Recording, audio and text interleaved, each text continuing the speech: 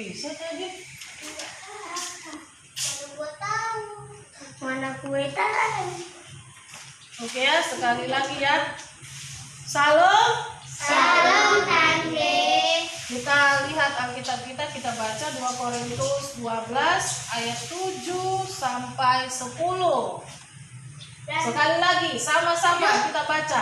Dan supaya aku jangan meninggikan diri karena penyataan-penyataan yang luar biasa itu, maka aku diberi suatu duri di dalam dagingku, yaitu seorang utusan iblis untuk menggocok aku, supaya aku jangan meninggikan diri. Tentang hal itu aku sudah 3 kali berseru kepada Tuhan, supaya utusan iblis itu mundur daripadaku. Tetapi jawab Tuhan kepadaku, cukuplah kasih karuniaku bagimu, sebab justru dalam kelemahanlah kuasaku menjadi sempurna. Sebab itu lebih suka aku bermegah atas kelemahanku, supaya kuasa Kristus turun menaungi aku. Karena itu aku senang dan rela di dalam kelemahan, di dalam siksaan, di dalam kesukaran, di dalam penganiayaan dan kesesakan oleh karena Kristus. Sebab jika aku lemah, maka aku kuat. Nah, dengarkan, ternyata setiap manusia itu punya kelemahan dan kelebihan, bukan kelebihan berat badan atau bukan karena dia lemah tubuhnya, ya. Tetapi setiap orang itu diciptakan Tuhan ada kelemahan dan kelebihan. Ya, kenapa? Supaya setiap orang itu, umat yang diciptakannya, orang yang diciptakannya itu bergantung kepada Tuhan, selalu mengandalkan Tuhan, selalu berdoa kepada Tuhan, selalu berseru kepada Tuhan. Ternyata Tuhan memberikan potensi, memberikan kelebihan kepada kita. Ya, ada orang yang sangat pintar, ya kan? Tapi ada kelemahannya. Dia cacat. Gak ada tangannya, gak ada kakinya. Siapa contohnya? Si Nick Fujitsu, ya kan? Gak ada tangannya, gak ada kakinya, terpotong sampai ke pahanya. Jadi kakinya seperti kaki katak. Iya, pernah lihat kaki katak? Seperti itu kakinya. Tapi dia punya kelebihan yang luar biasa. Sekali dia berkata-kata, duit, gajinya besar. Nah, seperti tadi. Gajiku besar. Gajiku besar, uangku banyak. Karena apa? Dia bisa memotivasi orang-orang yang saat ini sedang susah atau berputus asa, sedang dalam kelemahan. Dia beri motivasi, yaitu kesaksian hidupnya dan kesaksian tentang Tuhan Yesus. Akhirnya mereka mendengarnya diberkati luar biasa. Ada yang menangisi dirinya, kenapa aku seperti ini? Gak ada yang suka sama aku. Orang tuaku membenci aku, tidak mengasihi aku. Tetapi ketika mereka melihat satu orang laki-laki yang bernama Nick Fujitsu, tidak ada tangannya nggak ada, putus loh. Dia nggak ada tangan di sini. Jadi kalau pakai baju, ya gitulah, ya kan? Nggak pakai apalah dia, nggak pakai tangan panjang, nggak ada tangannya. Dia juga dulu mau bunuh diri. Dia punya orang tua sudah menunggu anaknya ini 25 tahun.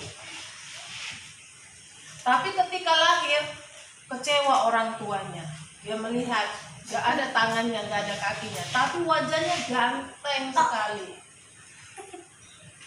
Ya, Papa. Mama, kenapa anakku seperti ini? Dia marah, orang tuanya marah kepada Tuhan.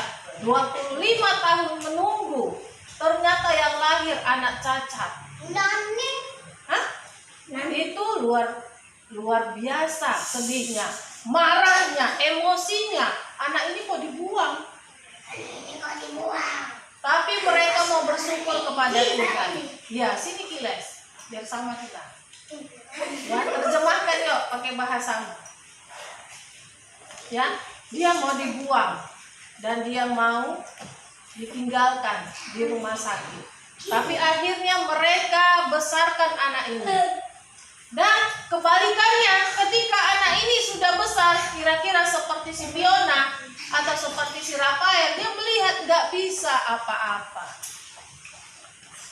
Ya, nggak bisa apa-apa, tapi dia terus bertumbuh, akhirnya ya dia dewasa juga mau bunuh diri karena menyisir rambut pun nggak bisa, ya, nyisir rambut pun nggak bisa, nggak ada tangan, mau makan pun nggak bisa, nggak ada kaki. Biasanya kan orang tangannya nggak ada, kakinya ada, bisa main keyboard pakai kakinya, bisa disulang kayak gitu, kayak kaki si Rafael, bisa dia, iya, bisa dia pakai, itu lah.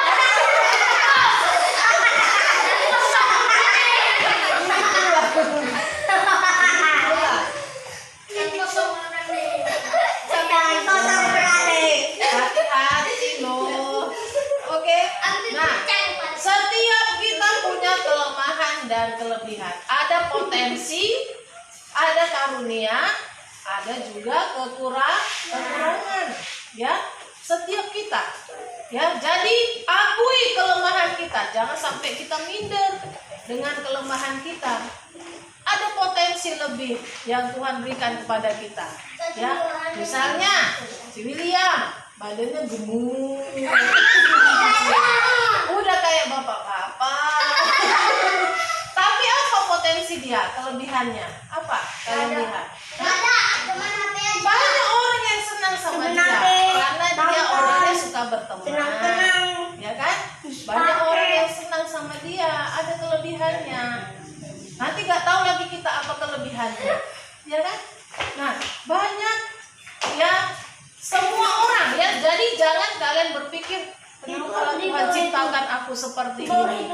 Kenapa aku miskin, nggak ada duit orang tuaku? Kenapa aku lahir?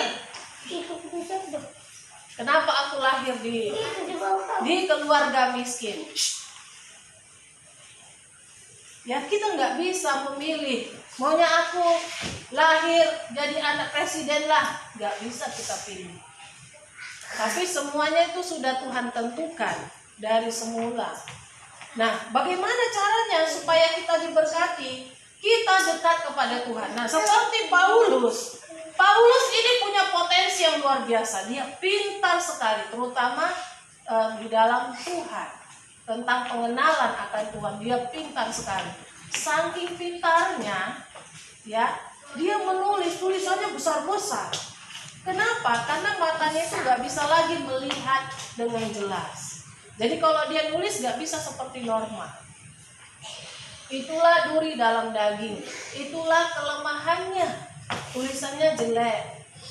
Tapi dia bisa menulis banyak buku di Alkitab ini. Inilah dia suratan-suratan, sebagian dari suratan tulisan Paulus. Ya, 3 kali katanya dia berseru kepada Tuhan. Tuhan, selamatkanlah aku, sembuhkanlah aku dari duri dalam daging ini. Ada katanya iblis yang mau membocoh dia. Ada katanya iblis yang mau membuat dia jatuh. Selalu digoda, supaya dia jatuh, berdosa. Ya, apa katanya tadi, ada utusan iblis. Nggak tahu kita berupa apa utusan iblisnya. Ya, apakah itu rakus? Ya, kalau setiap lihat makanan semua dimakan.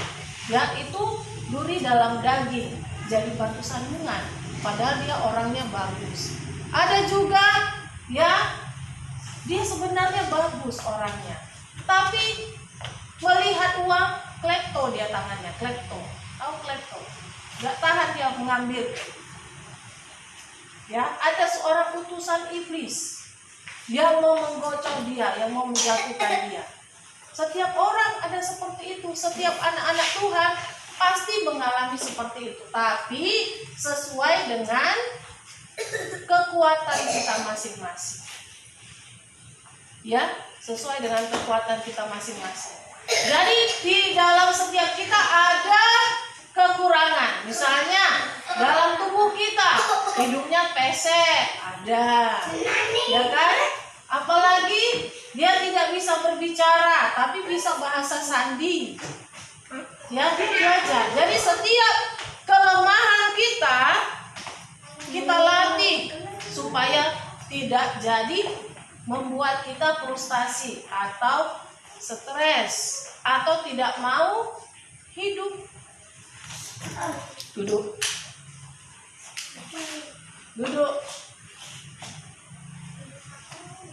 Ya, jadi jangan sampai kita berpikir lebih enak jadi dia, lebih enak jadi si Tasya, dia semua ada, lebih enak jadi si Rindu, dibelikan mamanya selalu, apa yang diminta dikasih. Bukan.